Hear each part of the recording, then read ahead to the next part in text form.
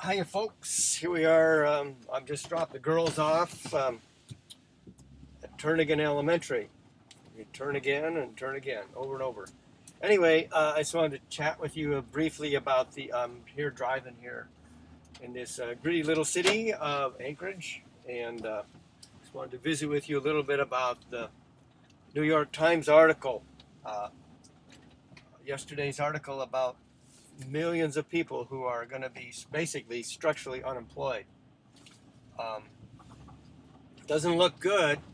A lot of the responses today, actually, I was reading the responses in Monday's paper, and people were saying, well, why don't they sell what they have? You know, these people are trying to stay in their houses and keep their middle class lifestyle, and they should probably downsize. Well, of course, easier said than done when you've got you're upside down on a mortgage, or that's your only asset, and you hate to get rid of it, etc. But doesn't look good because these people, I think people haven't really received the full impact of this structural unemployment that we've had over the years, or that's coming. Because what's happened is, of course, since 1970, our prosperity has diminished, relatively speaking, even though we seem to be able to buy more things. What's happened is we've basically paid the price of spending our equity on these things. So what's happened is we're looking at a structural unemployment environment, whereas uh, there's not going to be the jobs recovering. So kind of worry about that, don't you? Because I think these people are middle-aged people who are cashing in on their retirements. I don't like it.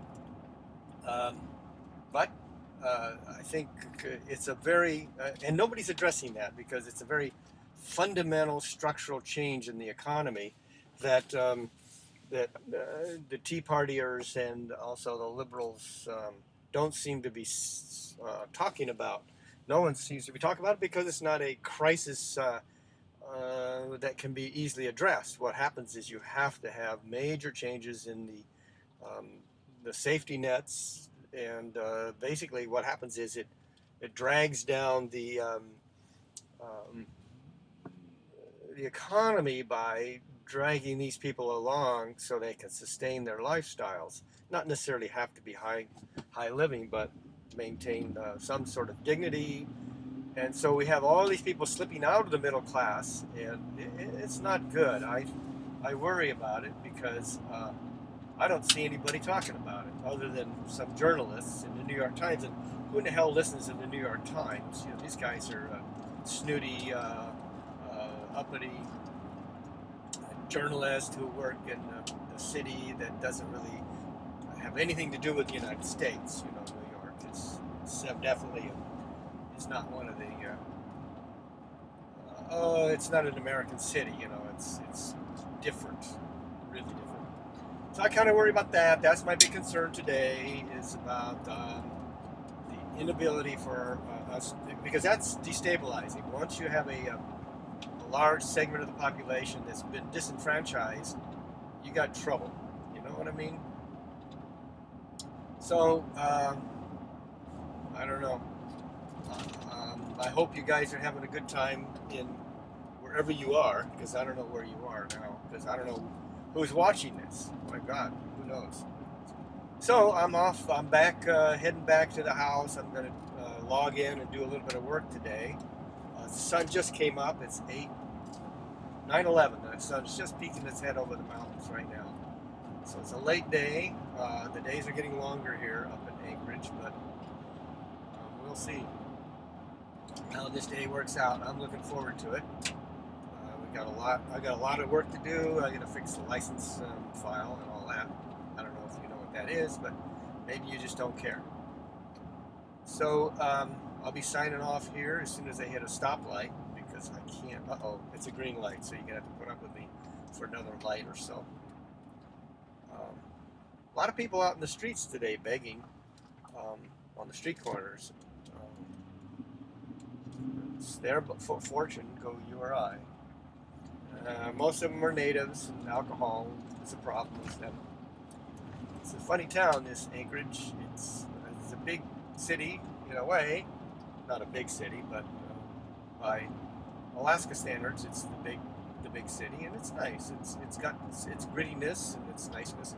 I don't want to show you the snow because it's dirty. It's not pristine. It's full of lots of grit.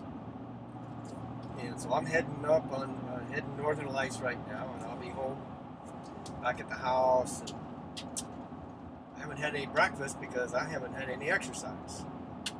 It's tough, but that's the way it is. So I'm stalling, as you can see, because I can't work this thing when I'm driving, because then it's dangerous. So here we go. We're going to have a stoplight here in the next minute or two, and then you can be free of me. Anyway, I hope you're having a good time down there in the lower 48, and we'll log on later, just give you the latest blog or splog. So you take care now, okay? Let's see if I can stop this. Where are we? Just a minute, don't go away.